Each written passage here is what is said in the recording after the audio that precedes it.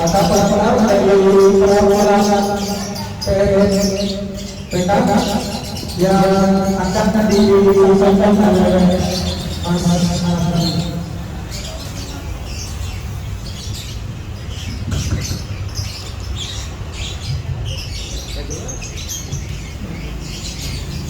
Assalamualaikum warahmatullahi wabarakatuh. Siang dan sejahtera. Pertama-tama mengucapkan terima kasih pada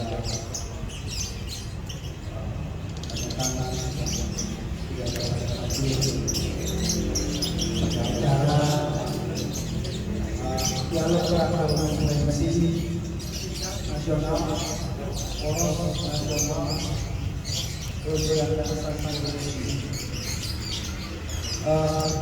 Mungkin sedikit saya menyampaikan bahwa kegiatan pada hari ini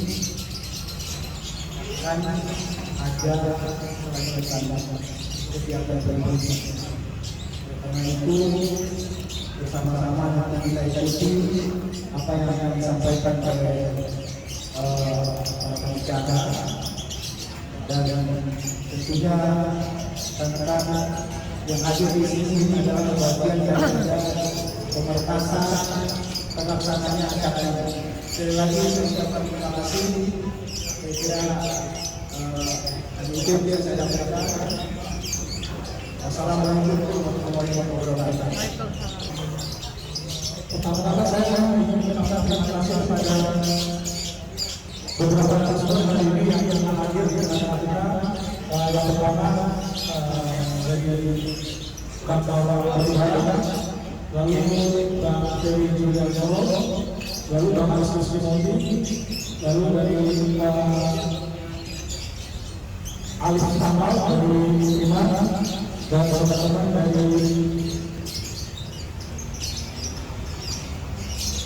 DPP GMI,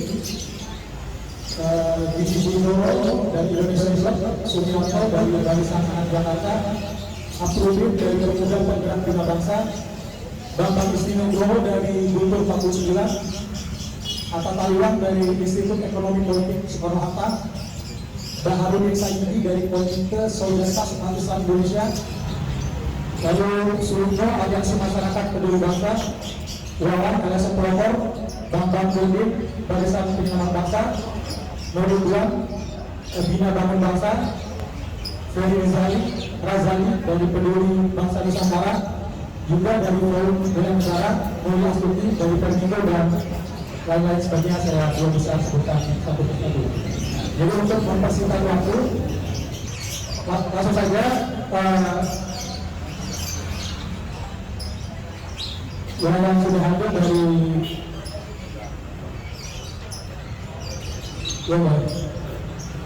untuk mempersingkat waktu, saya langsung kita mendengarkan dari, jadi sebenarnya latar belakang dari Poros Nasional Pemberantasan Korupsi adalah kegelisahan kita bersama masyarakat sipil mengenai kondisi hari ini, adanya para pejabat di pemerintahan hari ini yang memanfaatkan jabatannya untuk memperkaya diri, memperkaya dirinya sendiri, memperkaya keluarganya, dan memperkaya golongannya. Oleh karena itu, karena pada saat ini dibutuhkan dorongan dari masyarakat sipil untuk melakukan upaya-upaya koreksi terhadap tingkah pola laku pejabat di pemerintahan Jokowi JK. Oleh karena itu, inisiasilah kegiatan ini untuk prakondisi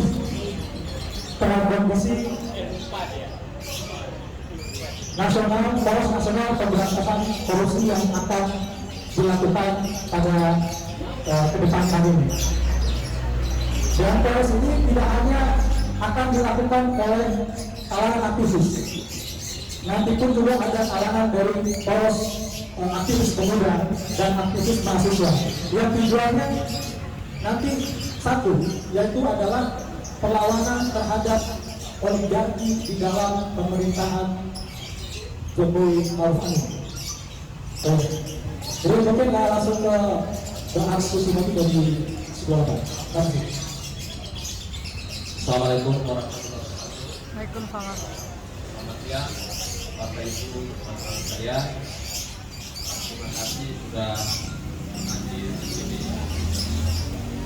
Kita kumpul di sini untuk membicarakan masalah penyegaraan dan dari tahun ke tahun tidak pernah bisa kita atasi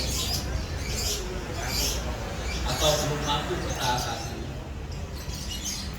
Zaman SBY ada berita juga belum selesai persoalan berita dibongkar dan diselesaikan. Lalu di era pemerintahan Jokowi muncul berita PCR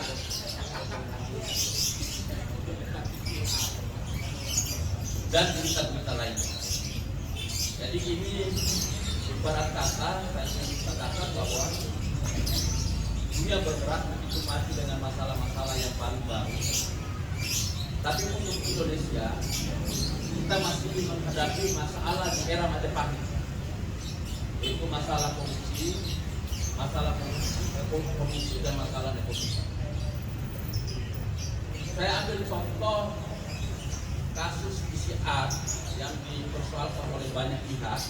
Kami sendiri melaporkan kasus ini ke BPK, Pak Ferry Juliantono juga melaporkan ke lembaga lain. Ada lima di sini, para wakil lima ahli amal juga melaporkan kasus ini ke KPK.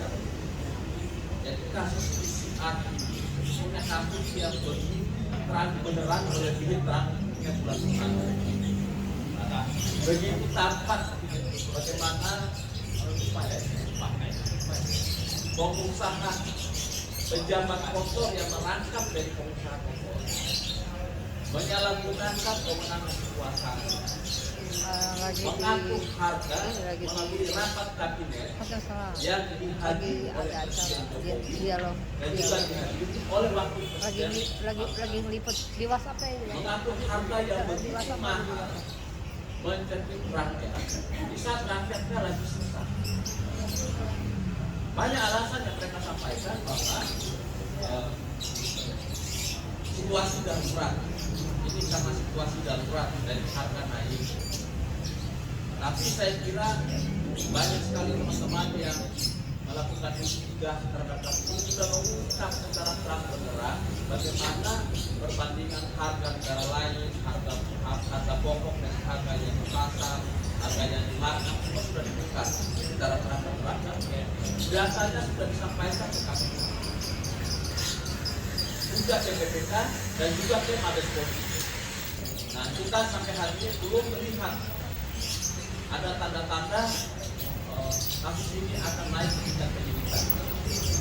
Jadi penyalahgunaan atau pemanfaatan atau menggunakan jabatan dan kekuasaan untuk kepentingan mengeruk keuntungan kekayaan pribadi dan golongan itu tampak nyata di kasus ini. Contoh yang paling jelas. Jadi kita bisa perhatikan di zaman COVID itulah sebetulnya KPK sendiri mengatakan bahwa survei harta kekayaan pejabat itu meningkat. Jadi kalau kita baca berita-berita baik di Muslim maupun di medsos, ya, itu jelas sekali bahwa negara ini menghadapi masalah ekonomi dan keuangan. Ada masalah utang luar negeri yang makin menumpuk tinggi. Ada masalah krisis APBN. Ada masalah kebagusan BUMN kita.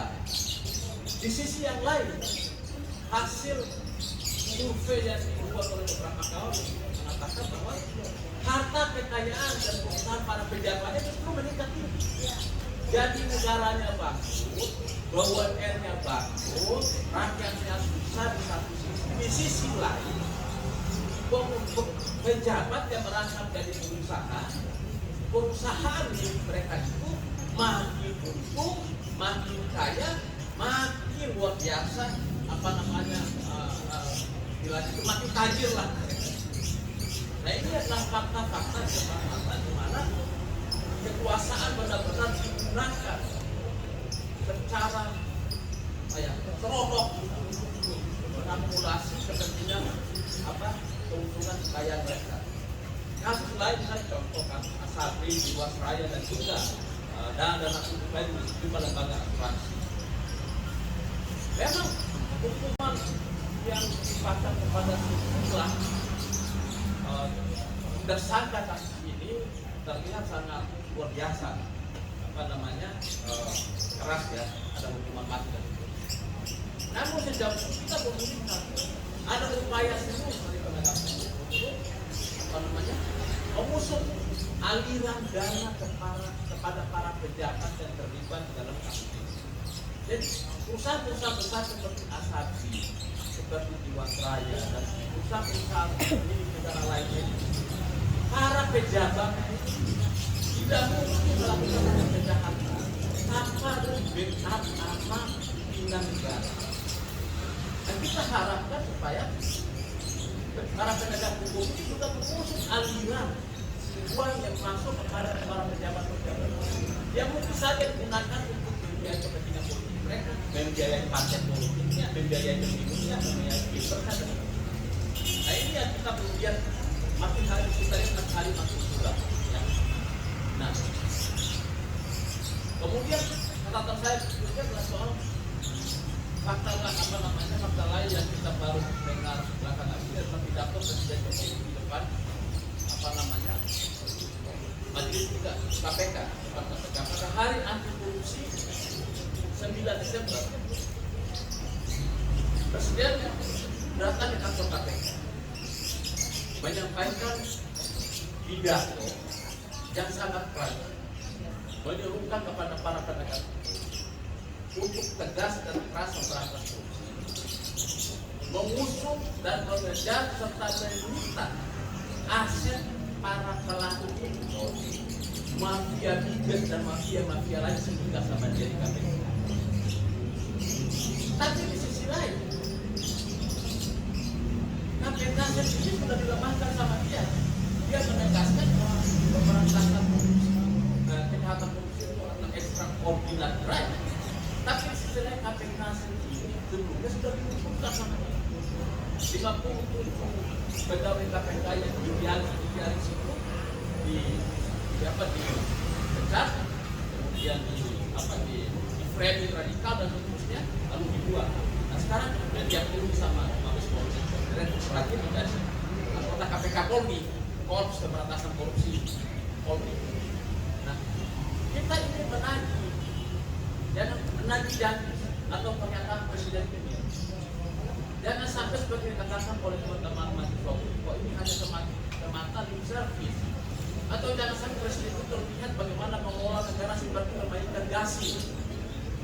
Hari ini A, besok D, pusat lagi Z, berikutnya lagi sudah M. Hari ini dia mengatakan memperkuat KPK, tapi pada waktu yang lain dia melemahkan KPK. Hari ini dia mengatakan bahwa segera kejar sita aset seluruh para penjahat koruptor yang dianggap sebagai kejahatan luar biasa. Tapi di sisi lain, korupsi yang ada di sekitar dia, yang ada di istana negara, yang melibatkan para menterinya itu dilindungi. Kalau dia mau, ya serahkan saja kalau ada bukti keterlibatan 17 menteri misalnya yang diduga terlibat seperti itu Panjaitan dan Erick Thohir. Bawa aja buktinya ke KPK. Fakta-fakta mereka, kejahatan mereka serahkan kepada KPK itu. Dan sampai hari ini juga tidak terlihat ada langkah jalan. Nah maka kemudian kami menganggap perlu satu gerakan warga negara, jadi semacam citizen movement. Karena kenapa perlu gerakan warga negara? Karena gerakan untuk bela negara dalam hal menghadapi pejabat korporat. Karena hampir semua institusi negara sudah lumpuh, tidak mampu menyelesaikan persoalan-persoalan kenegaraan yang prinsipil seperti ini. Jika dibutuhkan maka kita dan tersebut dari warga negaranya. Warga negara harus bertanggung jawab. Jadi bertanggung jawab dan punya negara itu bukan hanya para pejabat ombor dan juga bukan hanya para pengusaha ombor. Itu yang punya negara ini. Yang punya negara ini dan dilindungi oleh konstitusi itu ya warga negara Indonesia yang dianggap dalam ini. Perlu kepada kita gerakan warga negara ini ya bergerak berlandaskan pada Undang-Undang Dasar 1945.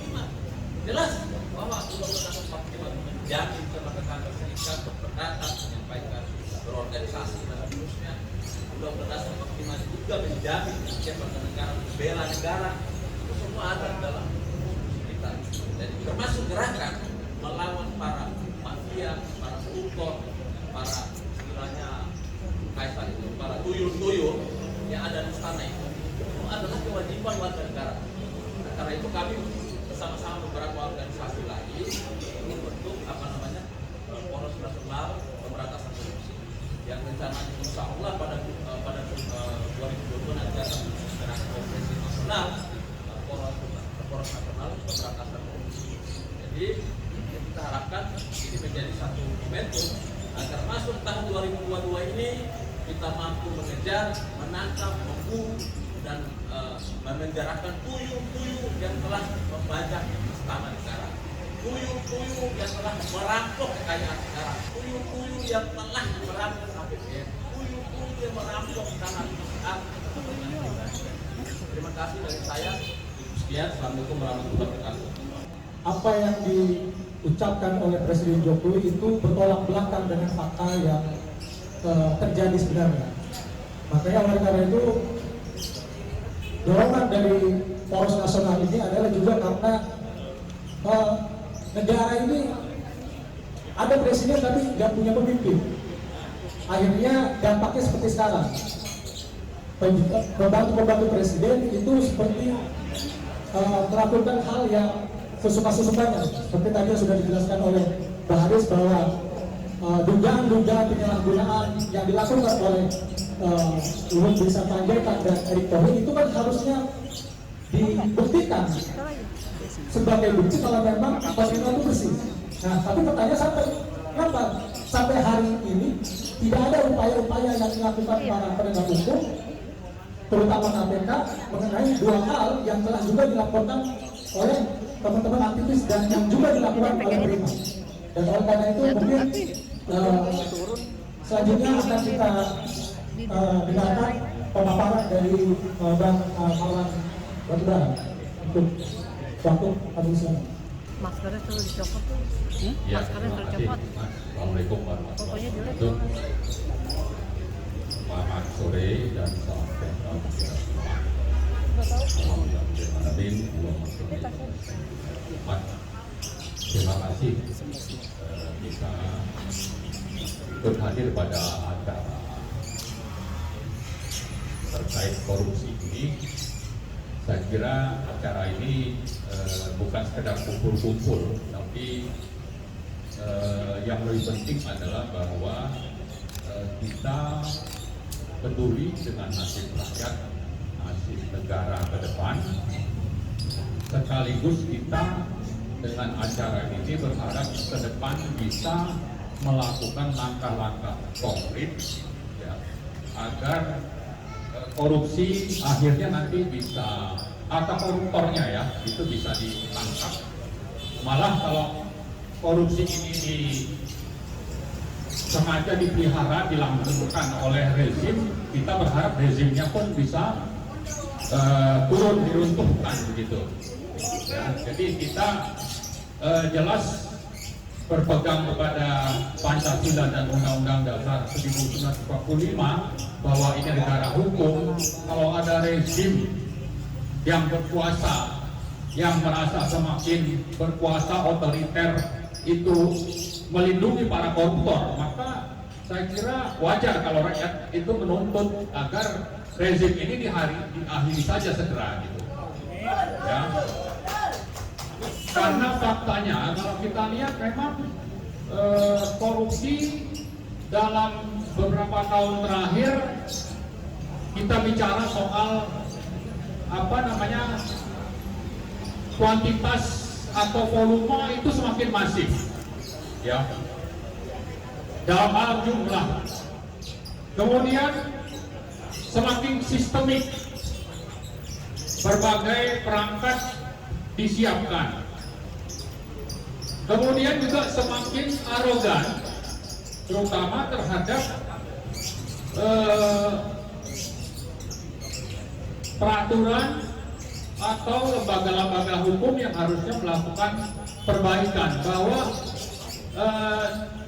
arogansi ini terlihat bahwa meskipun misalnya alat bukti sudah lebih dari cukup, karena berkuasa merasa mampu untuk mengendalikan lembaga-lembaga penegak hukum, maka yang menjadi koruptor itu bisa dibiarkan hidup terus berkuasa atau mendapat jabatan atau jabatan. Jadi arogansi ini saya kira terkait dengan memang tadi kita bicara sistemik. Kalau bicara sistemik itu kita bicara bagaimana berbagai perangkat sarana disiapkan, mulai dari aturan itu disusun, anggaran disusun, sambil disiapkan dengan kemungkinan untuk bebas dari jerat hukum melalui berbagai peraturan yang disusun bersama. Nah, penyusun bersama ini ternyata bukan sekedar eksekutif tapi juga legislatif. Jadi bicara sistemik, kita bicara bagaimana mulai dari perangkat sarana aturan itu dibuat sedemikian rupa sehingga korupsi itu bisa berjalan dengan mulus dan tanpa hambatan. Dan kalau nanti ada masalah di tengah jalan ada yang tertangkap, maka itu nanti caranya adalah dengan pendekatan kekuasaan, yaitu akhirnya meskipun tadi saya sebutkan sudah punya alat bukti yang lengkap, itu bisa saja lolos. Ya, ini kita bisa lihat bagaimana peran oligarki yang memang terlibat dalam upaya sistemik itu meloloskan Ahok misalnya. Si koruptor itu bisa lolos, alat bukti sudah lebih dari cukup. Atau kasus PCR misalnya, menantang-nantang untuk melakukan audit, ya, tapi siapa dari pimpinan lembaga yang punya wewenang untuk terlaksananya audit itu berani untuk mengusulkan dimulainya proses audit. Waktu kita ke DPD beberapa hari atau minggu yang lalu, kita sampaikan supaya secara resmi dari DPD meminta BPK mengaudit perusahaannya Luhut yang terlibat dalam pengadaan PCR. Atau dari DPR juga punya wewenang untuk minta BPK melakukan audit, tapi itu tidak dilakukan. Tapi itu karena apa? Karena tadi saya sebutkan, ini sudah sistemik, ini sudah dilakukan dilindungi dengan pendekatan kekuasaan.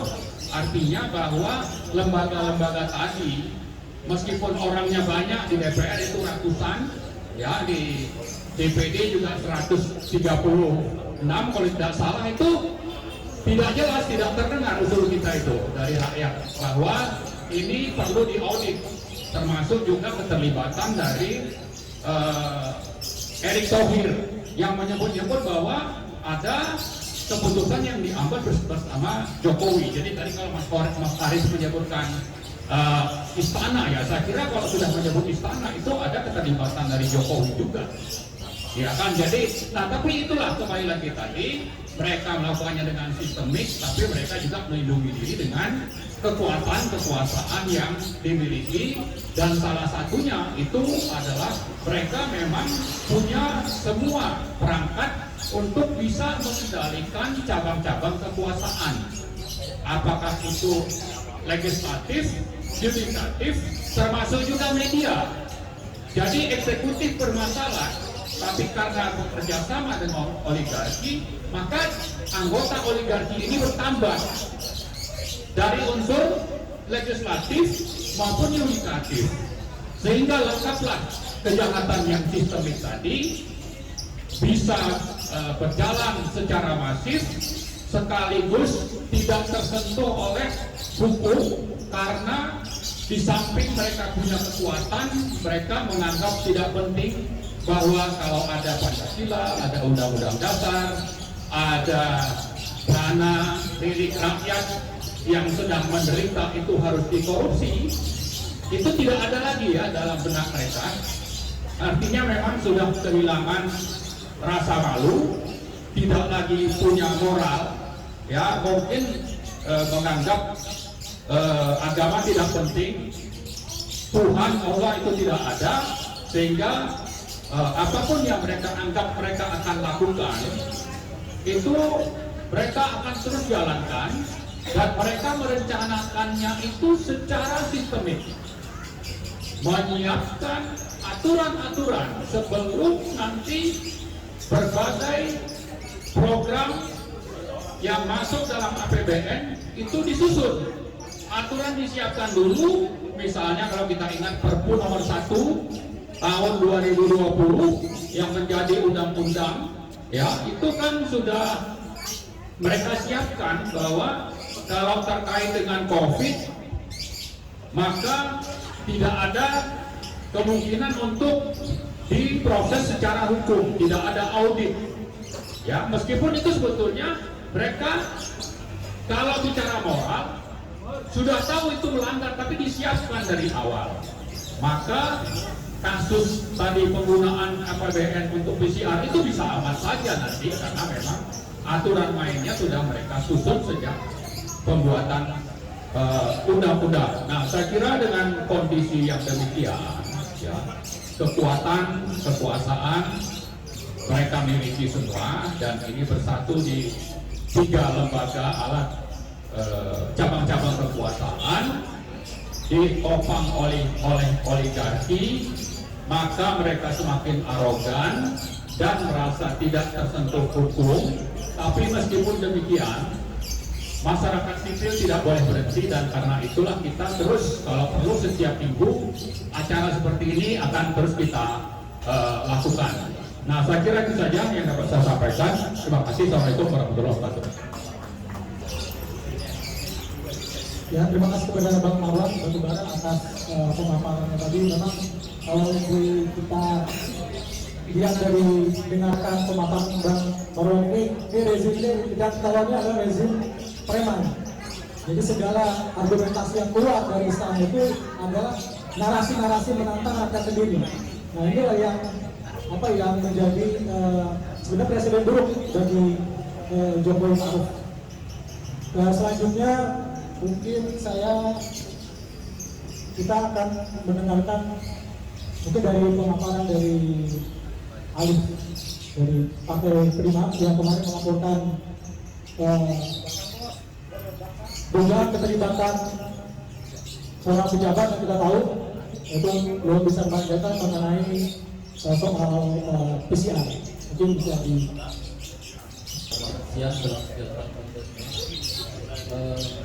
jadi soal laporan Prima ke KPK saya tidak tadi juga ada persoalan bahwa fungsi kontrol dari DPR itu sudah sedikit dulu, tepatnya mungkin tidak ada sama sekali. Setelahnya kan kemudian ketika ada menteri yang kemudian tanda kutip diduga terlibat bisnis PCR, sementara kemudian mereka juga lagi berkuasa, harusnya DPR RI bisa memanggil menteri-menteri tersebut untuk bisa mempertanyakan dalam forum-forum resmi mereka, karena itu menjadi kewajiban dari DPR RI untuk bisa menanyakan hal tersebut. Bayangkan misalnya teman-teman, salah satu pejabat atau kekuasaan yang kemudian sekarang lagi dikuasai oleh, kalau teman-teman tadi bilang juga menyebut kata oligarki, tapi kemudian tidak dikontrol oleh lembaga eksekutif dan lembaga legislatif yang kuat. Saya pikir ini sangat berbahaya. Karena itu saya pikir juga menjadi catatan teman-teman di DPR, kemudian juga terus meningkatkan efektivitas pengawasan, efektivitas untuk memberikan kritik kepada eksekutif. Itu yang pertama. Terus yang kedua adalah kenapa kemudian juga Prima melaporkan kedua menteri yang sudah banyak disebut itu ke KPK? Karena indikasi indikasi penyalahgunaan wewenang, indikasi kemudian konflik kepentingan ketika mereka yang hari ini berkuasa sangat kelihatan, nyata kita lihat. Katakanlah misalnya kemarin kasus soal PCR ini, kalau kemudian Pak Luhut atau misalnya Pak Erik mengatakan bahwa mereka kemudian tidak mengambil keuntungan atau tidak berbisnis dalam persoalan pandemi ini, kita ambil kejadian atau contoh pada saat awal pandemi. Di awal pandemi ada bantuan sosial yang oleh beberapa bahkan kalau kita sebut mungkin pejabat negara pun ternyata banyak terlibat dalam persoalan itu. Satu contoh bukti yang kita lihat adalah masuknya mantan Menteri Sosial justru nabuyo oleh KPK karena persoalan bantuan sosial itu jadi tahan bisnis oleh mereka. Nah kalau kemudian mereka mengatakan tidak berbisnis, saya pikir sangat masuk akal. Katakanlah soal PCR ini kalau kita ambil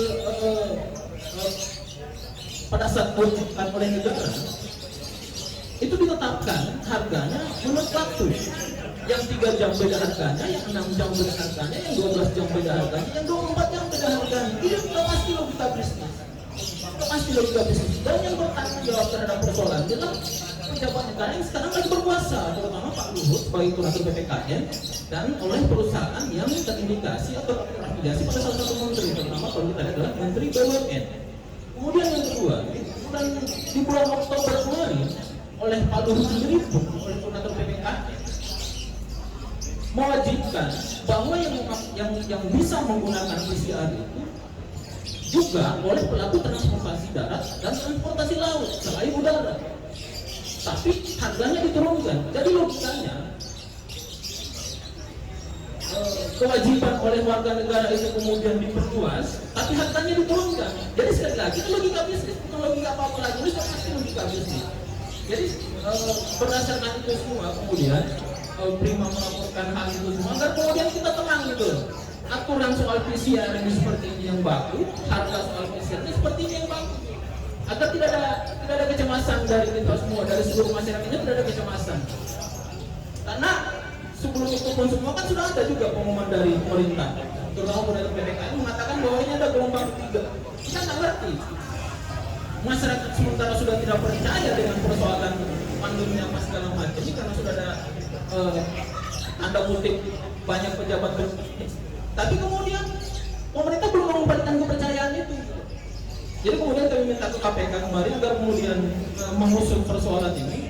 Dan sebenarnya kemarin KPK sudah mengirim surat ke Prima, sudah memberitahukan kami bahwa data-data yang kami kirimkan itu belum cukup bukti, tapi kami juga sudah menyiapkan data-data bukti PCR yang kemudian akan kami hantar kembali ke KPK agar KPK melihat mencermati kasus. Karena kita lihat persoalan PCR ini nyata di depan mata, kita lihat ada logika bisnis, aura bisnis yang kita lihat. Tidak bisa kita kesampingkan, itu nyata di depan mata kita lihat.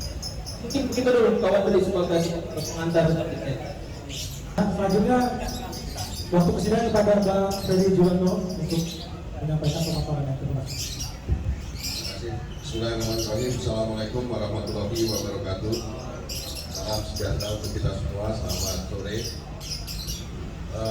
Saya langsung melanjutkan yang sudah disampaikan oleh pembicara sebelumnya, bahwa dari sejak mulai kartu prakerja, dari kemudian ada omnibus law, masyarakat itu sudah protes terhadap pelaksanaan kartu prakerja, demonstrasi di hampir seluruh kampus-kampus di Indonesia menentang omnibus law, tetapi pemerintahnya kemudian ngotot dan tidak mau mendengarkan suara dari rakyat.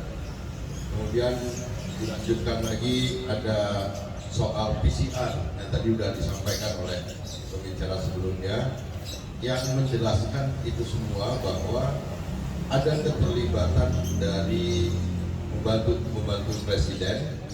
Kartu prakerja itu melibatkan Menko Perekonomian, kemudian omnibus law itu juga melibatkan Menko Perekonomian dan beberapa pembantu presiden.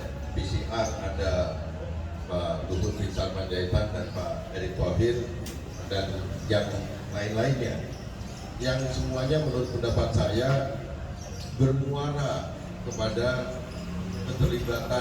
dugaan keterlibatan istana, seperti yang dikuatkan oleh pernyataan Menko BUMN Erick Thohir yang mengatakan bahwa penetapan soal harga PCR itu dilakukan dalam rapat terbatas bersama Presiden. Jadi jelas ada keterlibatan Presiden. Nah, oleh karena itu tadi dan disampaikan juga bahwa laporan-laporan mengenai dua menteri ini yang terlibat di PCR itu sudah dilaporkan resmi di kepolisian, sudah dilaporkan resmi ke BPK, KPK dan institusi yang lainnya. Yang tadi disampaikan bahwa sampai dengan hari ini belum ada tanda-tanda mereka berani menindaklanjutinya. Dan oleh karena itu memang saya sudah berpikir juga, rakyat kalau nanti kita kasih tenggang waktu sampai kapan kita harus menindaklanjuti ini untuk kita sampaikan kasus ini kepada institusi MPR DPR. Dan MPR DPR ini juga harus bersikap juga, dan rakyat juga harus, ya kita harus bersama-sama rakyat untuk mendesak supaya MPR DPR, lembaga legislatif ini itu memberikan sikap apakah ikut rakyat atau ikut kekuasaan. Nah, waktunya itu nanti akan ditentukan. Kita juga masih berprasangka baik menunggu sikap dari lembaga-lembaga yang sudah kami laporkan tersebut. Tapi dalam kesempatan ini saya memberanikan untuk menyampaikan bahwa kita juga punya kesabaran, punya batas waktu. Tentu di kemudian hari kita harus sampaikan ini kepada DPR, dan kita akan minta DPR apakah sikapnya ikut dengan penguasa atau ikut bersama rakyat. Nanti sejarah yang akan memperlihatkan kepada kita semua apa yang akan terjadi. Kemudian yang berikutnya adalah bahwa sekarang ini sebenarnya ada berita kemenangan. Kemenangan yang saya maksud ini adalah kemenangan bertahap lah. Yang satu berita kemenangan yang pertama adalah ketika Mahkamah Konstitusi di luar dugaan, meskipun hasilnya belum sesuai dengan keinginan para pemohon, termasuk di dalamnya para pekerja dan buruh, tetapi keputusan Mahkamah Konstitusi yang menyatakan bahwa Undang-Undang Cipta Kerja dan atau Omnibus Law itu adalah inkonstitusional. Itu adalah kemenangan kita. Dan bagi pemerintah itu sangat merugikan. Kenapa? Karena dengan keputusan Mahkamah Konstitusional yang menyatakan bahwa Omnibus Law ini inkonstitusional, itu artinya para investor dari negara manapun mereka tidak akan mau menanamkan investasinya di Indonesia, dan itu merugikan pemerintah, dan tapi menguntungkan bagi para pemohon, bagi para mahasiswa, khususnya para pekerja dan buruh-buruh dan semua yang dari masyarakat yang tidak sepakat dengan Undang-Undang Cipta Kerja atau Omnibus Law ini. Kemenangan yang kedua adalah sebenarnya bukan kemenangan lain. Ketika Luhut Binsar Panjaitan dengan tantang betentengnya bilang bahwa siap diaudit dan segala macam, kita beranikan untuk kita bersama-sama dengan teman-teman, termasuk dengan Mas Novel Baswedan, kita siap melakukan audit. Tapi sampai dengan sekarang belum ada tanda-tanda resmi dari PT GSI atau dari Pak Luhut sendiri yang menyatakan siap untuk diaudit. Artinya mereka juga takut. Ternyata nggak hebat-hebat amat juga, nggak serem-serem amat juga gitu.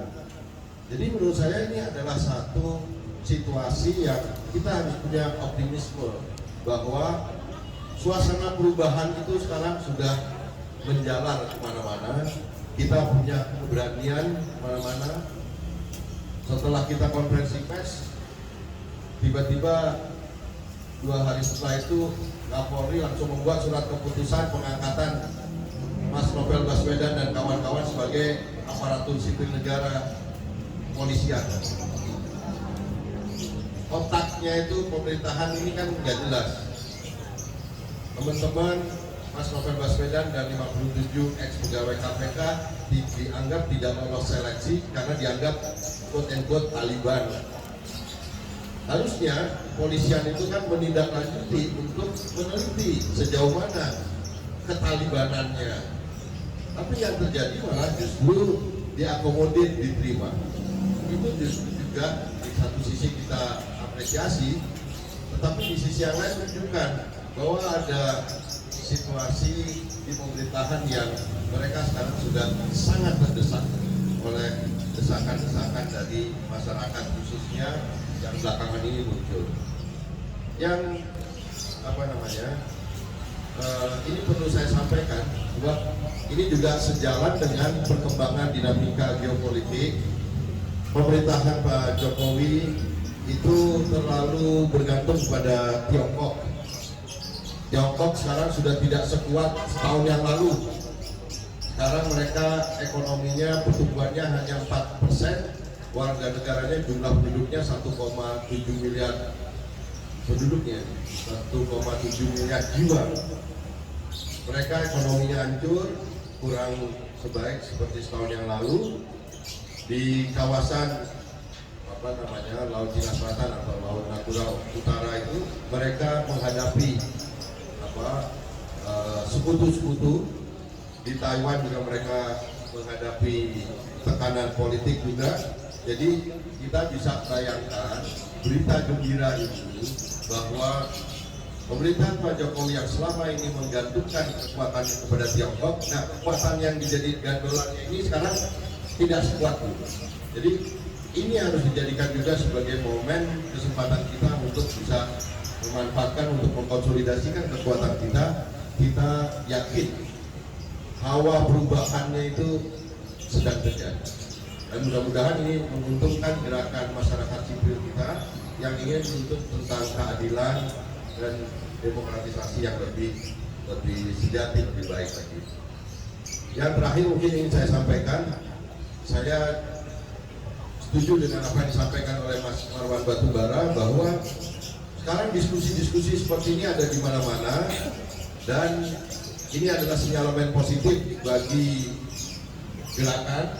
Tetapi untuk menghadapi oligarki, kekuatan modal, kekuatan uang, dan mereka juga punya kekuatan politik, mereka kekuatan modal yang jumawa, satu-satunya yang bisa mengalahkan mereka, menghadapi mereka adalah bukan hanya gerakan-gerakan diskusi-diskusi seperti ini, tetapi satu saat nanti kita juga harus mengumpulkan seluruh kekuatan kita untuk menjadi sebuah gerakan massa yang akan menghadapi kekuatan oligarki itu. Desember ini agak terganggu liburan-liburan dulu, kita persiapkan istirahat sejenak, tapi tahun depan Desember ini kita evaluasi kritis, sekaligus kita bersiap-siap menghadapi tahun depan adalah hari-hari perjuangan kita, hari-hari bersama massa. Kita akan mengalahkan oligarki, dan kita insya Allah dengan kekuasaan Allah, Tuhan Yang Maha Esa, rakyat pasti menang. Amin. Assalamualaikum warahmatullahi wabarakatuh. Waalaikumsalam. Terima kasih kepada Bang Ferry Juliantono atas pemaparannya. Untuk selanjutnya kita persilakan kepada Sekjen DPP GMI Gerakan Nasional Indonesia, kepada Bung Sujahri Sobar, kami persilakan untuk menyampaikan pemaparan. Assalamualaikum warahmatullahi wabarakatuh. Waalaikumsalam. Masih saya hormati teman-teman semua yang dalam perjuangan. Memang saya dikabarin memang ada hari 3, tetapi apapun bentuknya ini adalah tanggung jawab moral dan tanggung jawab politik kita hari ini sebagai kelompok student yang tentu mempunyai tanggung jawab moral juga terhadap problem dan dunia kebangsaan hari ini.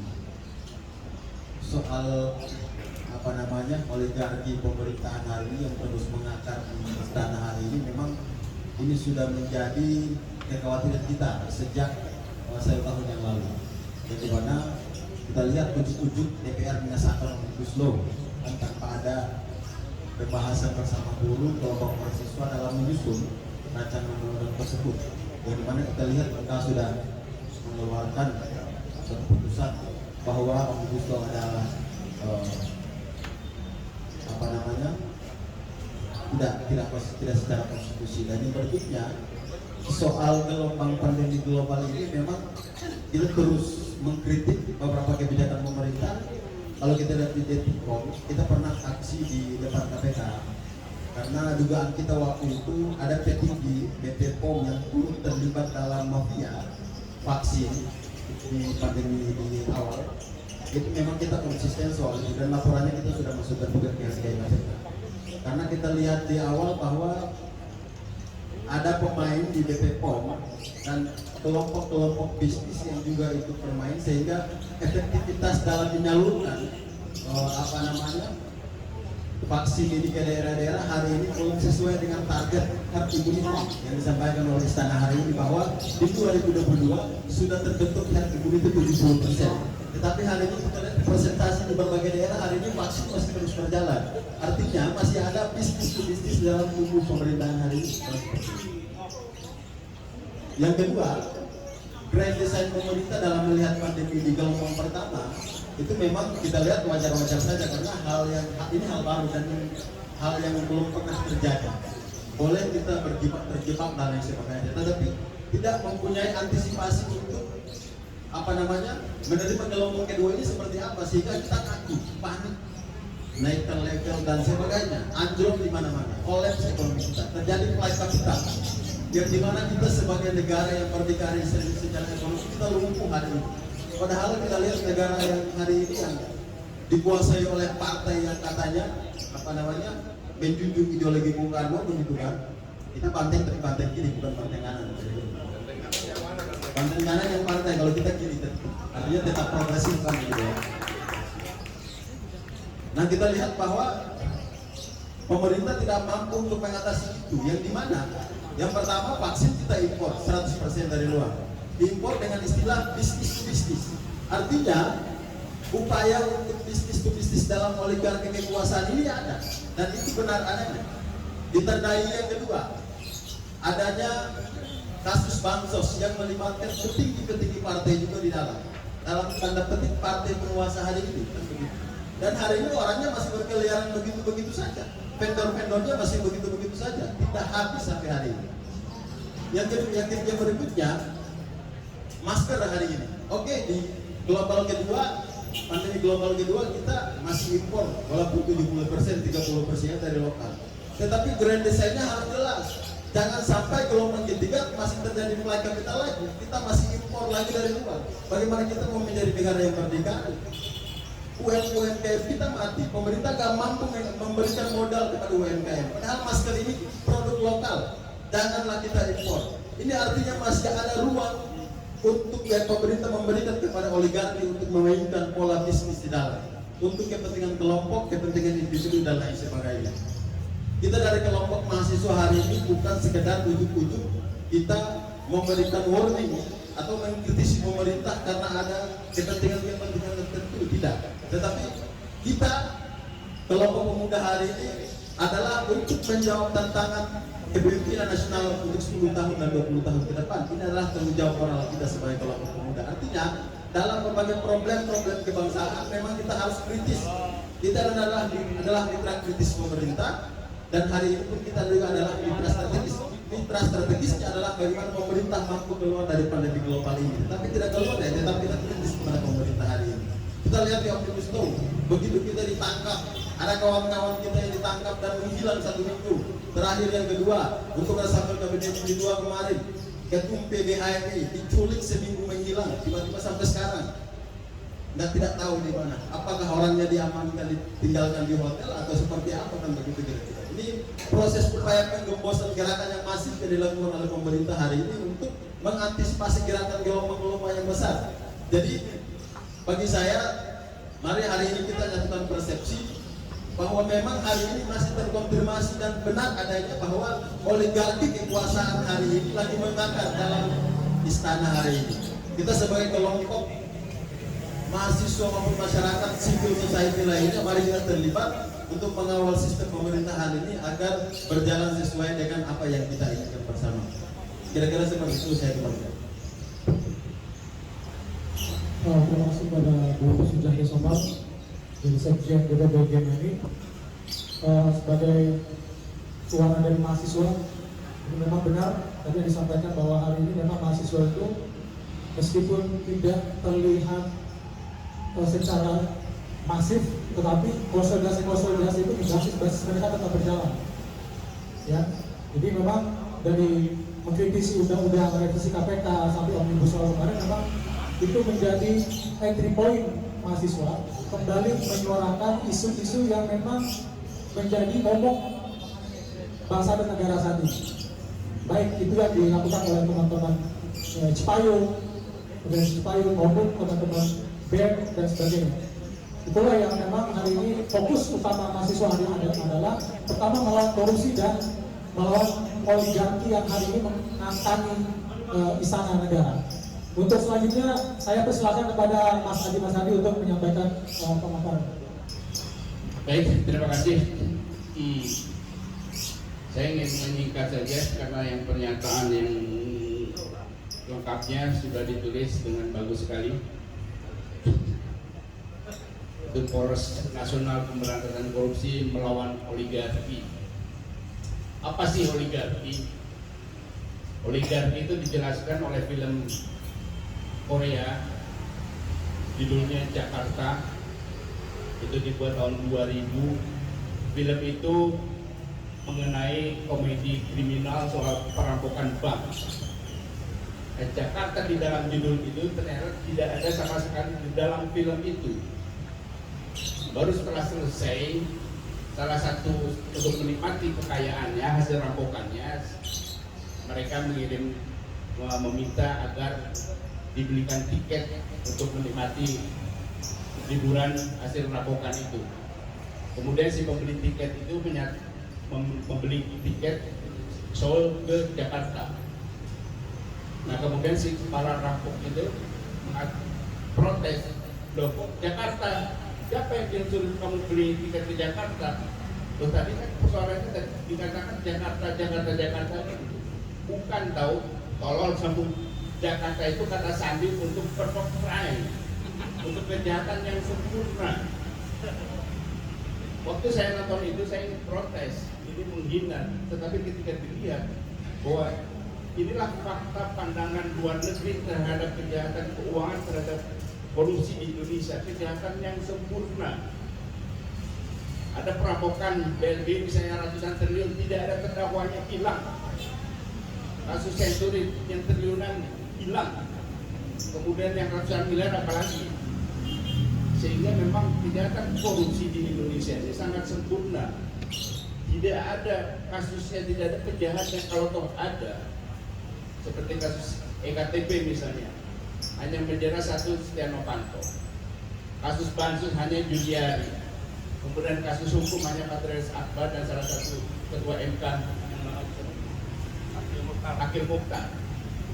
Kemudian yang lain-lain bukan karena mereka menjalankan praktik mafia yang omerta tutup mulut sehingga yang lain tidak tertangkap.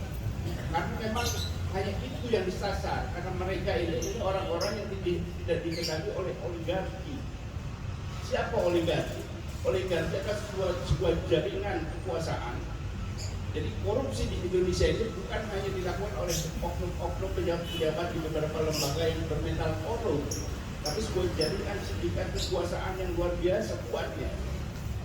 Mereka bekerja sama orang-orangnya itu kalau tidak identifikasi orang partai politik, orang yang existing di kekuasaan, ada tentara, ada polisi, ada lembaga hukum, kemudian mereka juga menguasai mesin pemilu, mereka membiayai partai politik, kemudian memenangkan pemilu, sehingga koalisi pemenang pemilu atau koalisi pemenang pemilu itu adalah mereka.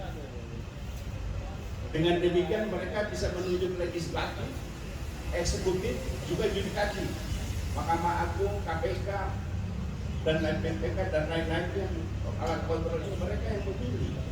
Jadi ketika ada koruptor tercium baunya, kalau mereka bilang jangan sentuh, mereka tidak akan tersentuh seperti kasus Ahok. Jadi bukan karena canggihnya Ahok, tapi karena mesin oligarki itu meminta kepada aparat hukum untuk menghentikan kasus ini.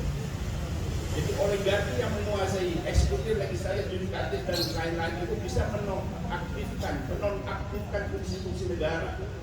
Stop DPR misalnya fungsi negaranya, fungsi konstitusinya anggaran, pengawasan bisa di stop, bisa dimatikan sama mereka. Itulah kenapa kita harus poros nasional, harus citizen movement, harus gerakan seluruh rakyat, karena institusi sudah mereka kuasai. Nah, kemudian kita paham juga bahwa mereka juga bisa mencegah kekuatan lain yang mau muncul dengan parliamentary threshold, dengan presiden threshold, dan mereka juga melakukan defisit kapasitas para penyelenggara negara. Nah itu mereka pilih yang tolol, sehingga ketika dia melakukan segala sesuatu itu seolah-olah ini karena ketololan dia. Padahal mereka yang mengendalikan. Nah itulah sebabnya hari ini kita berkumpul di sini untuk inisiasi Poros Nasional Pemberantasan Korupsi, karena kita tidak bisa hanya mengandalkan KPK. KPK juga yang memilih partai-partai politik, mereka juga. Kemudian yang dimatikan juga fungsi kenegaraan itu, keadilan di lembaga peradilan dimatikan. Mereka bisa mematikan fungsi-fungsi semua. Bahkan mesin suara-suara civil society seperti kampus-kampus, mereka bisa bungkam, selesai. Jadi tinggal kita nih yang lolos dari mereka yang bisa berbunyi, dan mudah-mudahan ini juga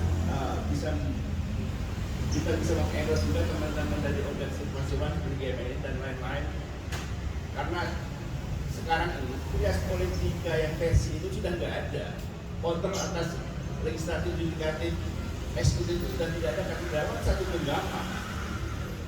Jadi kita sekarang ini masuk dalam era demokrasi baru, yaitu negara dan politika juga, Prof. Antoni, negara, pasar, dan civil society kita ini. Nah, civil society ini yang harus mengontrol kedua pelaku di negara kita ini. Negara sekarang ini didikte oleh pasar. Pasar itu yang dikuasai oleh oligarki. Karena itu ketika mereka mau merampok lewat pandemi, ya gampang saja bikin peraturannya. Semua orang harus di-PCR, barangnya dari pemasok, dari para pedagang itu, kemudian diambil dan selesai urusan. Masalah di mana? Dan memang tangan hukum nggak bisa menyentuh mereka, karena hukum juga mereka yang mengendalikan. Jadi hanya kita harus menghidupkan kembali. Jadi Poros Nasional Pemberantasan Korupsi itu akan mendorong agar fungsi-fungsi negara, konstitusi di dalam lembaga-lembaga itu berfungsi kembali. Itu sebabnya perlu kekuatan besar, perlu persatuan nasional untuk melawan semua ini. Terima kasih. Terima kasih kepada Mas Adi. Selanjutnya kepada Pak Antoni di dalam. Terima kasih. Selamat sore. Saya cuma yang tadi sudah dijelaskan ya, panjang lebar aspek-aspek mengenai korupsi ini. Tetapi saya mau menggarisbawahi bahwa di sini ada tulisan merampok kekayaan negara. Ini saya rasa perlu sedikit koreksi karena negara kita itu sudah tidak ada kekayaan lagi.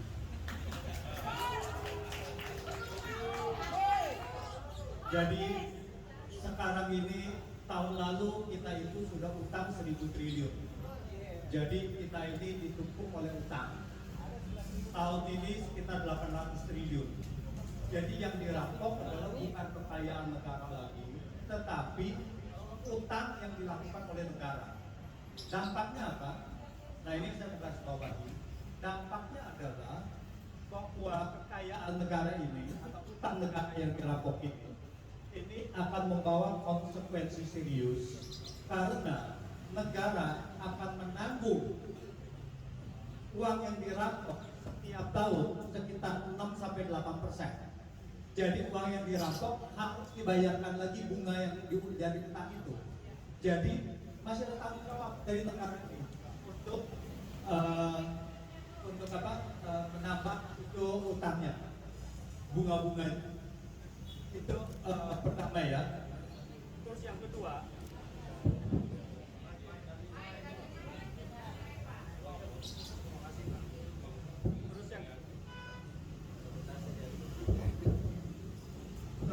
adalah bahwa korupsi ini juga sudah mempengaruhi kehidupan masyarakat, yaitu bahwa negara sudah tidak ada uang, negara secara teknis bangkrut, lalu kemudian tahun depan 1 April 2022 itu beberapa pajak akan dinaikkan. Jadi nanti pajak sembako, pajak yang lain-lainnya itu akan naik. Jadi artinya adalah uang dirampok itu akan ditalangi atau akan diberikan dari rakyat. Ya, itu sekitar kenaikannya 11%, 10 menjadi 11%, tetapi pajak baru sembako yaitu dikenakan dari 0% menjadi 11%. Jadi kita semua ini sudah yang harus menanggung. Nah, inilah bahwa jahatnya korupsi ini adalah sekarang ini karena negara sudah bangkrut, secara teknis sudah bangkrut, dari utang negara harus bayarkan 6-8% ya setiap tahun seumur hidup karena utang ini tidak pernah dibayar oleh negara. Dan kemudian masih kurang, lalu negara atau rakyat dipajaki, ya pajaki sembako. Dan jangan lupa bahwa pajak ini undang-undang perpajakan yang baru adalah memberi ruang bahwa pemerintah boleh menaikkan pajak lagi. Jadi 1 April 2020 akan naik pajak, lalu sampai dengan tahun-tahun depannya kalau negara merasa itu kurang, maka sudah dibikin payung hukumnya bahwa pajak boleh dinaiki. Jadi saya rasa itu aja, bahwa apakah kita mau menanggung pajak ini hanya untuk diberikan kepada yang tadi disebut oligarki atau apapun, atau kita harus meresponsnya, kita harus protes kepada pejabat dan pengusaha kotor. Saya nggak tahu ini pejabat adalah eksekutif, apakah juga termasuk yang dia legislatif dan juga yudikatif. Itu semoga itu semuanya bisa kita bisa untuk menyampaikan protes-protes ini agar terjadi penyelenggaraan bersih dari KKR. Saya rasa itu. Terima kasih. Terima kasih pada Prof. Tony. Ya, selanjutnya mungkin ke Bang Jumbo Hidayat dulu. Terima kasih. Saya sebenarnya pengen nonton aja nih. Ya, udahlah. Jadi gini, pikiran-pikiran kritis sudah diungkapkan, teori-teori sudah dibuka semua.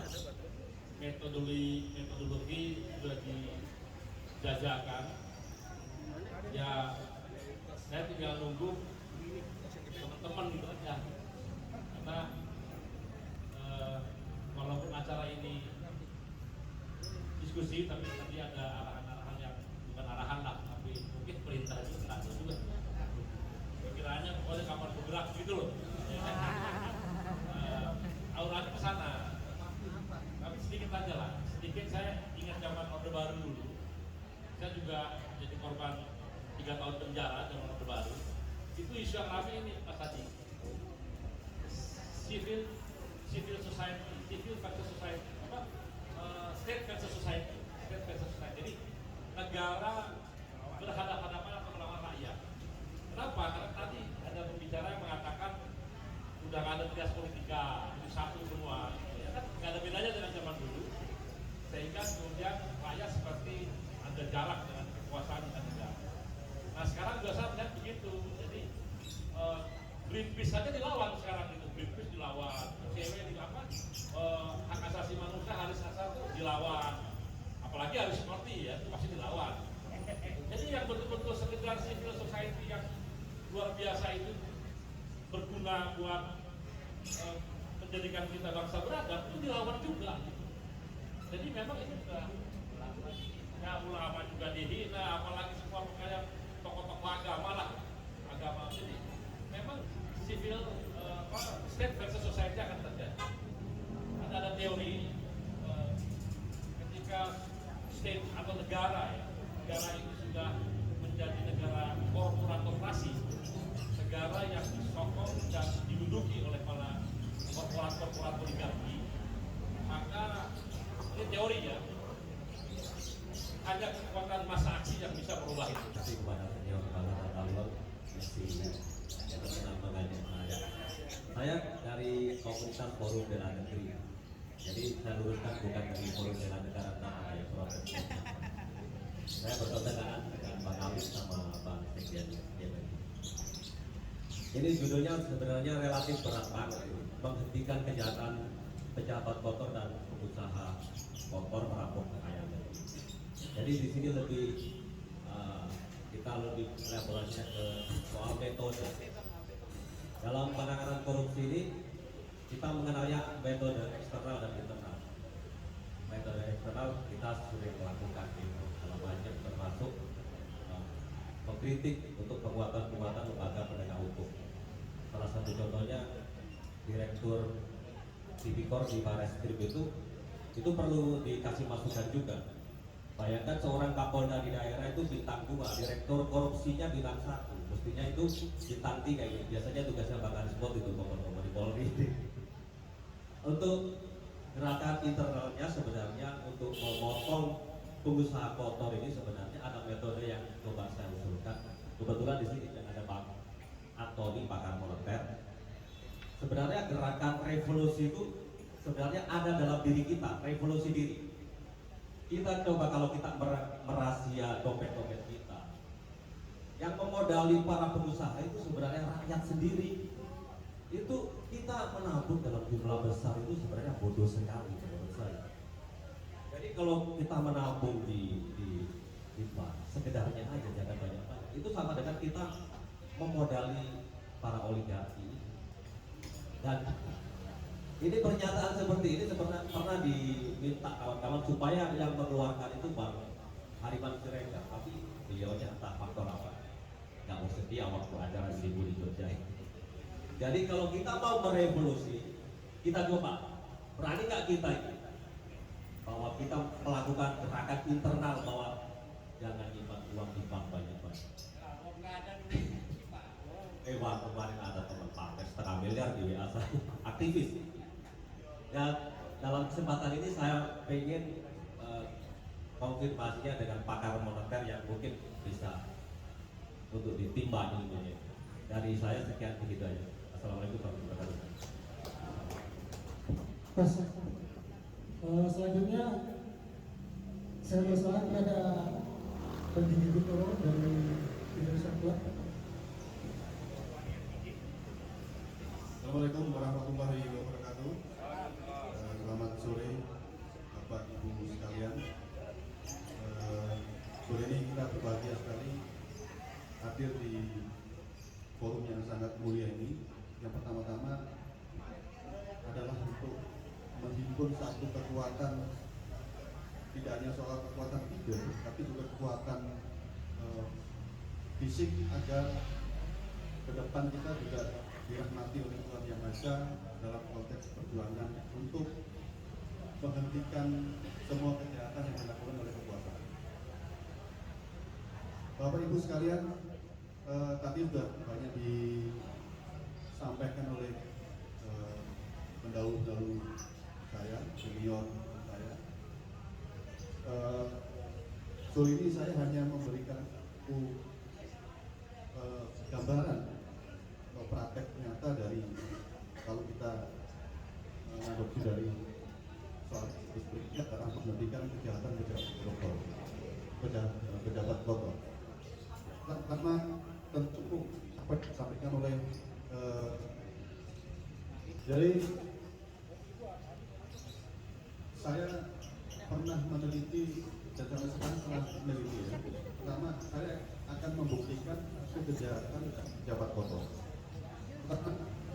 Adalah terkait soal siapa yang dalam konteks riset itu adalah siapa yang melakukan kejahatan atau rankingnya paling tinggi. Pertama, kalau beberapa pengalaman dari saya sebelumnya itu adalah terkait soal partai politik. Partai politik adalah sumber dari semua aspek kejahatan.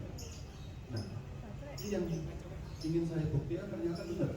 Pertama, naiknya Jokowi yang oleh tadi itu juga partai politik yang menyokong. Dengan dasar apa? Pertama adalah bagi-bagi kekuasaan, dan itu berlangsung sampai periode kedua dan sampai sekarang. Mulai menteri, kemudian memulai pejabat di BUMN, kemudian mulai di staf dari kementerian segala macamnya, itu terbukti. Nah, bagaimana mereka melakukan operasi atau operasi kejahatannya adalah pertama soal proyek, itu pasti proyek di kementerian. Yang kedua, yang paling tidak menyolok, yang luput dari pandangan kita adalah soal jual beli jabatan. Nah, saya ingin buktikan bahwa kenapa jual beli jabatan ini marak dilakukan oleh atau marak dilakukan dalam era periode Jokowi sampai sekarang ini. Pertama adalah partai politik yang menyokong itu butuh modal yang sangat tinggi. Jadi biaya politik yang sangat tinggi inilah yang menjadi satu magnet bagi semua pejabat-pejabat partai politik yang duduk di kementerian untuk melakukan satu kejahatan, korupsi. Korupsi melalui apa? Ya proyek. Nah, saya bayangkan bahwa dalam 2 minggu terakhir ini saya mengamati satu fenomena yang cukup menarik terkait soal kejahatan yang terjadi di Kementerian Hukum dan HAM. Ini nyata dan sangat kuat, dan saya bisa buktikan aliran-aliran dana itu masuk kemana. Jadi pertama-tama ini terjadi di Kementerian Hukum dan HAM yang notabene adalah menterinya ada berasal dari partai politik. Mungkin Bapak Ibu sekalian juga tahu siapa partai politik itu dan siapa menterinya. Nah, mereka melakukan modus operandinya dengan apa? Pertama, kalau proyek itu sangat kecil. Yang paling tidak kelihatan di publik, pertama adalah soal kalau Bang Adi Pasang tadi soal oligarki, ini nyata sekali soal oligarki berpakai dalam proses itu. Pertama adalah yang cukup terkecil adalah terjadi di lembaga pemasyarakatan. Di lembaga pemasyarakatan itu mungkin di sini juga ada yang pernah mendekam di lembaga pemasyarakatan atau bahkan mendekat. Nyata sekali bahwa di dalam lapas itu terjadi praktek-praktek atau kejahatan yang difasilitasi oleh negara. Negara ini siapa? Ya petugas sipil. Mereka setor kemana? Ke atasannya. Ke siapa? Apakah pejabat politik di kementerian? Ini nyata. Artinya apa? Artinya kalau bicara soal oknum satu dan dua,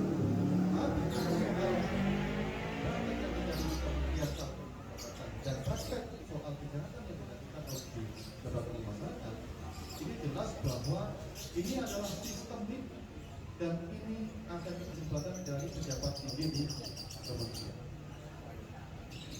Bagaimana membuktikan itu? Forum ini, saya pikir forum ini mungkin agak kesulitan ya menangkap apa yang saya sampaikan terkait soal bagaimana membuktikan. Sederhana sekali. Membuktikan itu adalah pertama pejabat-pejabat di tingkat level bawah itu mengambil atau melakukan pemerasan terhadap yang namanya narapidana satu, kemudian juga pejabat-pejabat yang mau naik jabatannya, yang kemudian hasil dari kejahatan ini tidak dimakan sendiri, adalah disuplai ke atasannya untuk melakukan apa?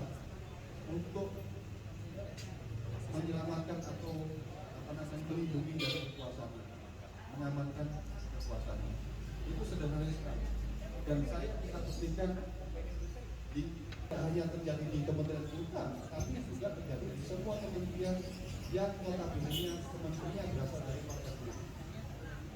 Itu jelas. Jadi apa yang saya sampaikan ini sebagai satu data dan fakta yang selama ini saya amati dan saya selidiki terkait soal negara sebenarnya secara terang benderang melakukan kejahatan dan memfasilitasi kejahatan itu di negerinya sendiri.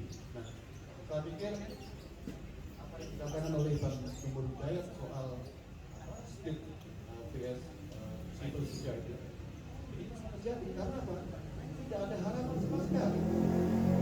KPK dilumpuhkan, kejaksaan kita ketahui sendiri seperti itu.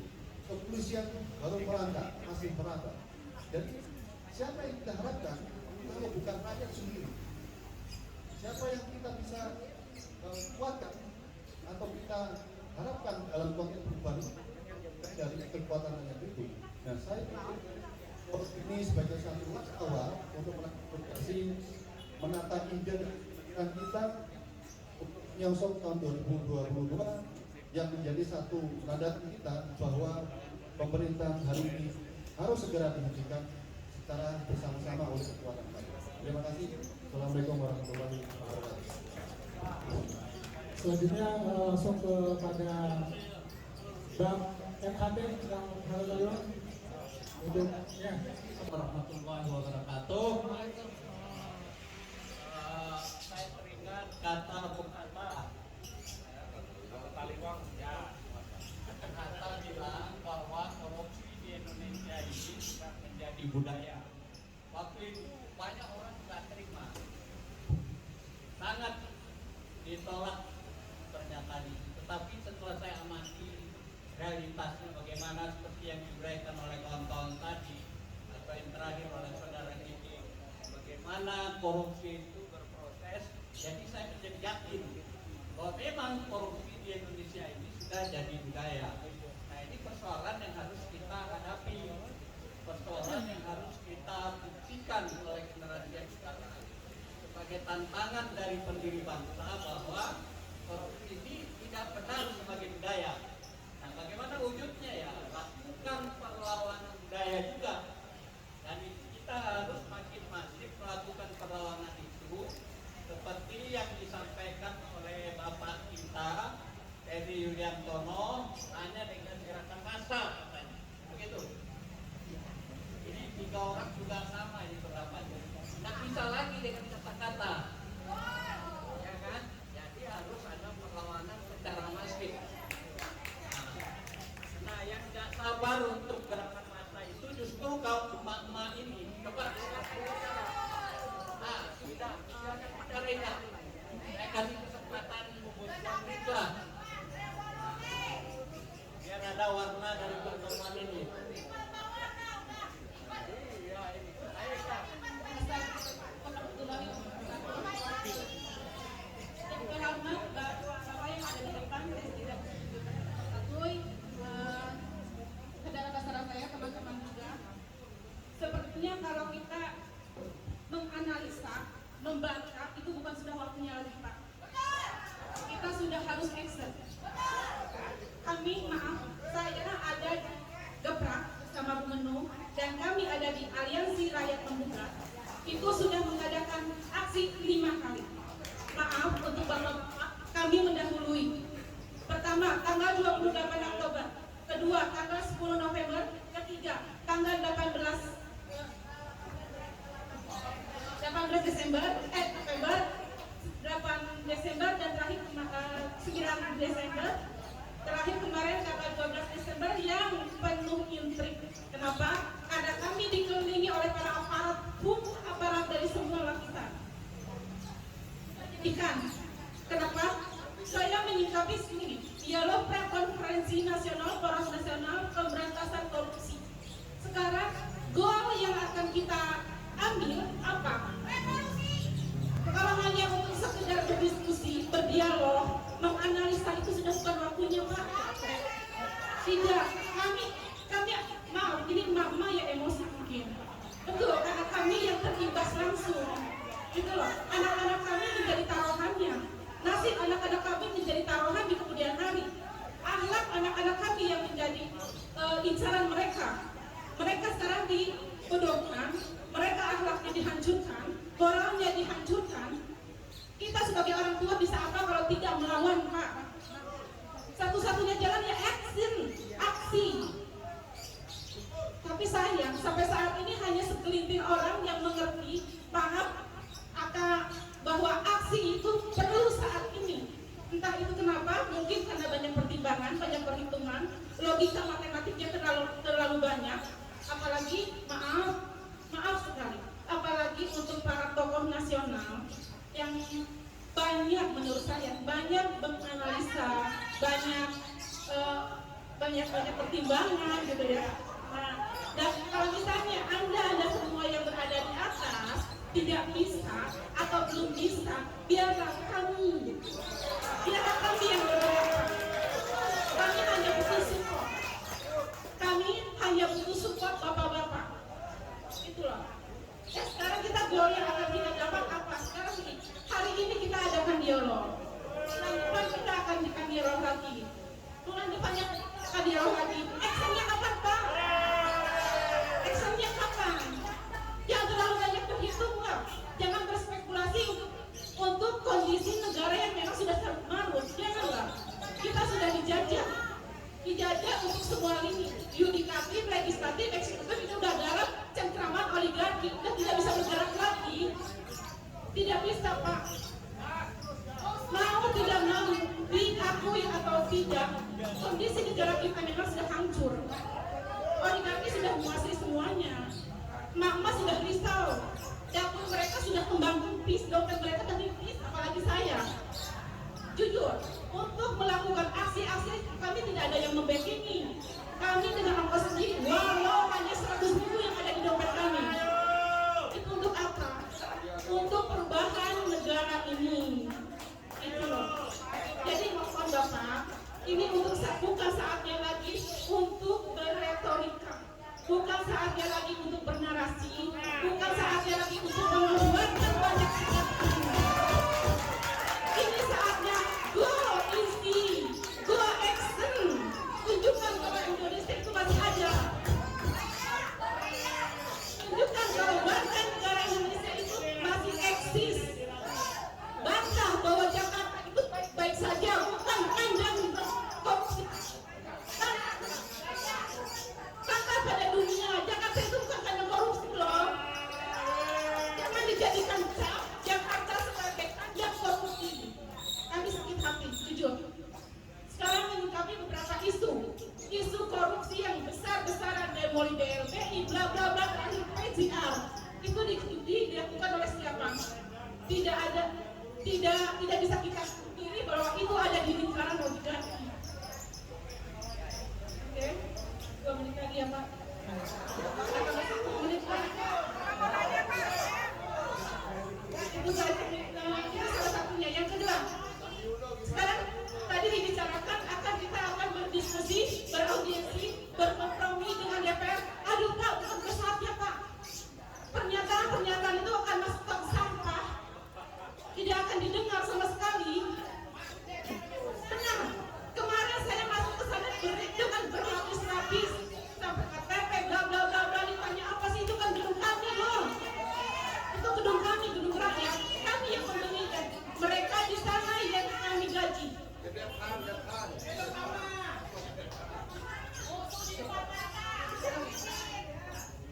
Dari posisinya tutup, katanya takut melebar.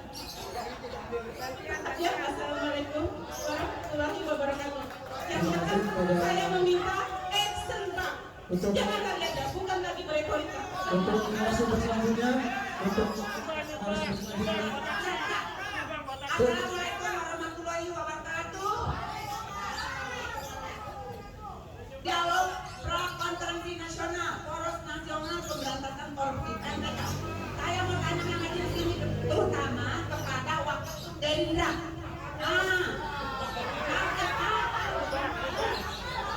Tolong nulis satu-satu misalnya. Ayo, kapan kira-kira tolong ditulis di sini sekarang nih, tanggal berapa bapak-bapak ini mau turun ke jalan? Tanggal Pak, tanggal kapan? kita ngikut mama di belakang bapak semua.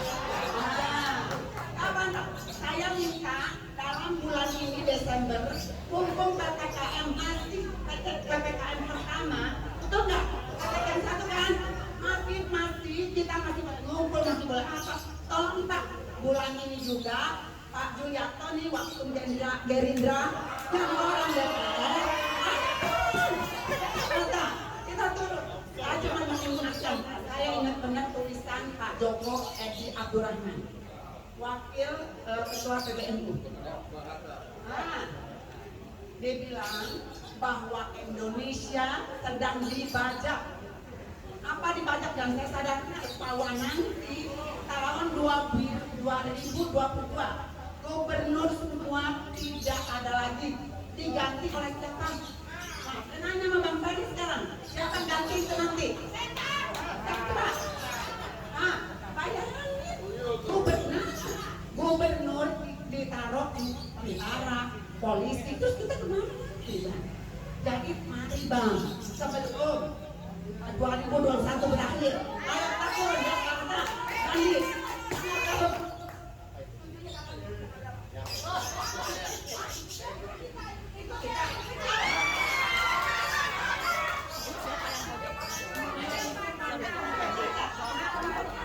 Halo Mama, saksi, kita saksi ya.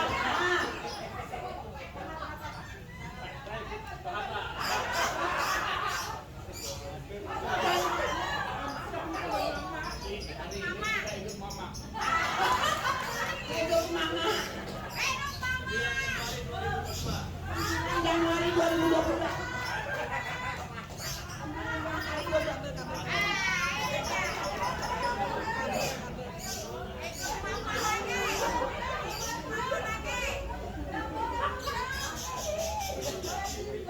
Halo, kita nyebut nih si Bang Ferry ya.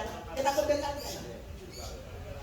Jadi nanti yang akan turun itu bisa puluhan ribu orang, bisa ratusan ribu orang, bisa jutaan orang. Mama siap nggak dapur umumnya? Soal tanggal nanti ada pengumuman.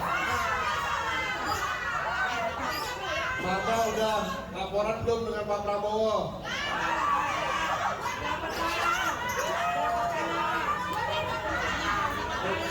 Dengan Pak Sandi belum dong?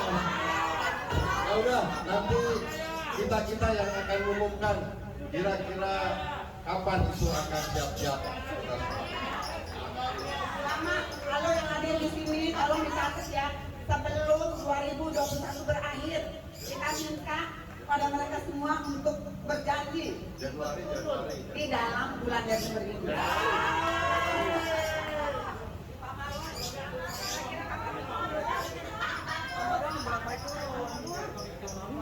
Lihat foto dulu, lihat foto. Jangan suara banyak ikut mama. Dan terima kasih banyak karena ini waktu sudah mepet. Untuk narasumber terakhir dari Salahuddin Daeng. Langsung Daeng. Daeng langsung.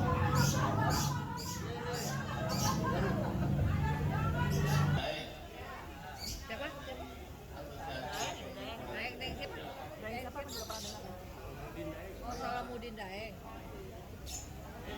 Salahuddin Daeng.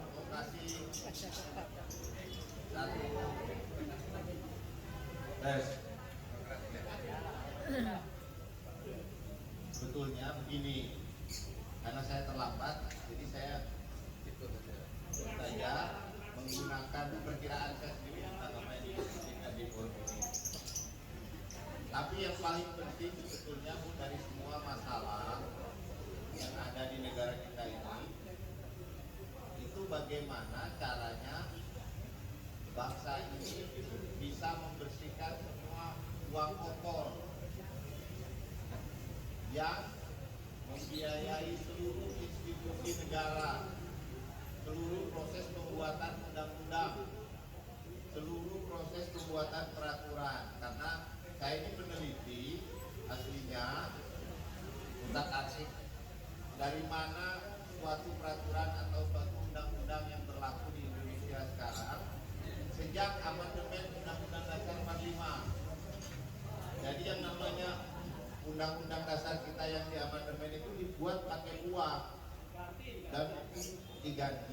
dibuat pakai uang dengan biaya sangat besar, dan uangnya itu uang kotor.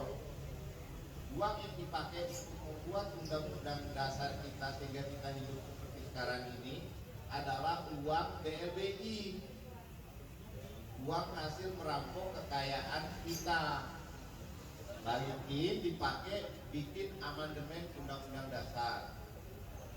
Jadi amandemen undang-undang dasar dan reformasi sekarang ini itu sebetulnya satu kudeta secara konstitusional oleh para bandit keuangan, bandit BLBI terhadap negara kita. Jadi sejak awal reformasi sampai sekarang yang berkuasa di negara kita ini bandit BLBI. Kalau korupsi yang kecil-kecil, yang bocor-bocor itu tidak terlalu menentukan hajat hidup kita. Tapi bandit BLBI itu melakukan satu konstitusionalisasi cara mereka mengambil keuntungan dari menghisap bangsa kita. Jadi uang yang harus dibayarkan sudah korupsi uangnya, dia ubah seluruh undang-undang dan undang-undang dasar kita, lalu kita harus membayar utang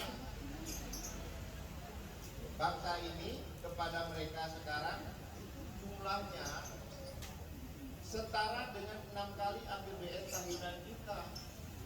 Jumlah yang nanti dulu ada orang BPPN dipecat tapi dari BPPN mengatakan, membuat analisis bahwa utang BLBI yang harus ditanggung oleh negara kita ini itu 14.000 triliun. Dari berbunga, tapi dia kemudian dipecat karena analisisnya itu. Jadi segitu besarnya. Jadi undang-undang sudah diubah, semua sudah diubah, undang-undang dasar diubah, dia merampok terus sekarang, pakai teks amnesti, pakai omnibus law, pakai apa lagi tuh? Pakai undang-undang teks amnesti jilid 2, pakai macam-macam peraturan di bidang perpajakan dan seterusnya. Semua itu dalam rangka melestarikan kekuasaan mereka dan melestarikan satu tools mereka di dalam mengurus kekayaan alam dan sumber daya ekonomi kita. Jadi kalau bandit BLBI-nya ini belum ditangkap semua, tak akan beres politisi kita ini. Semua orang di Senayan dibiayai mereka, semua birokrat-birokrat penting mereka tempatkan, semua lembaga-lembaga negara itu orangnya mereka.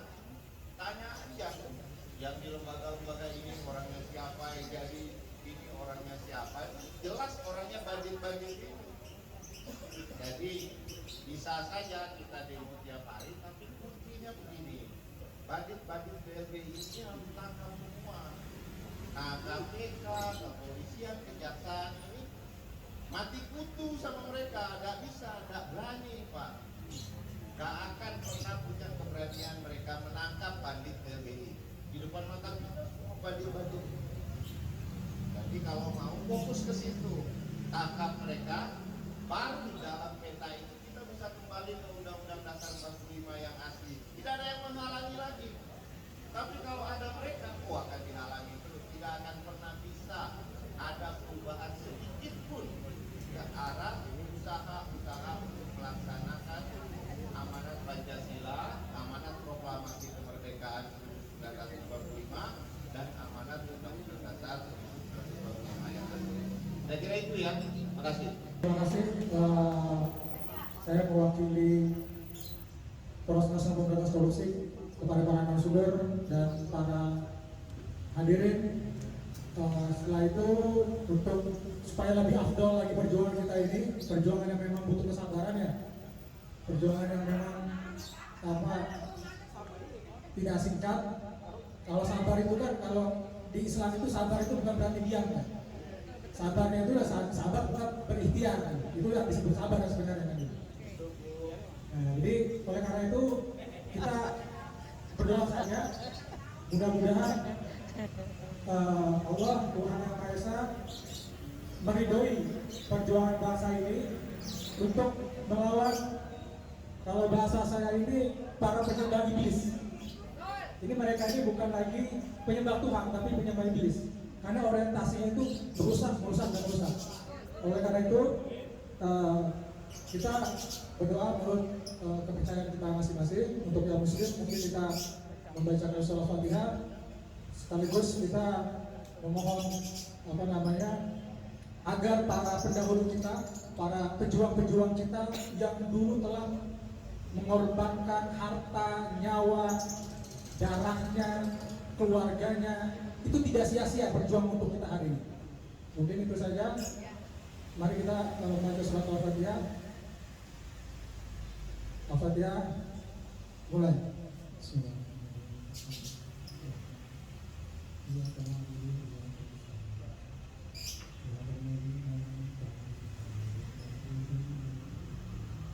Ya, mungkin cukup sekian. Wabillahi taufiq wal hidayah. Wassalamualaikum warahmatullahi wabarakatuh.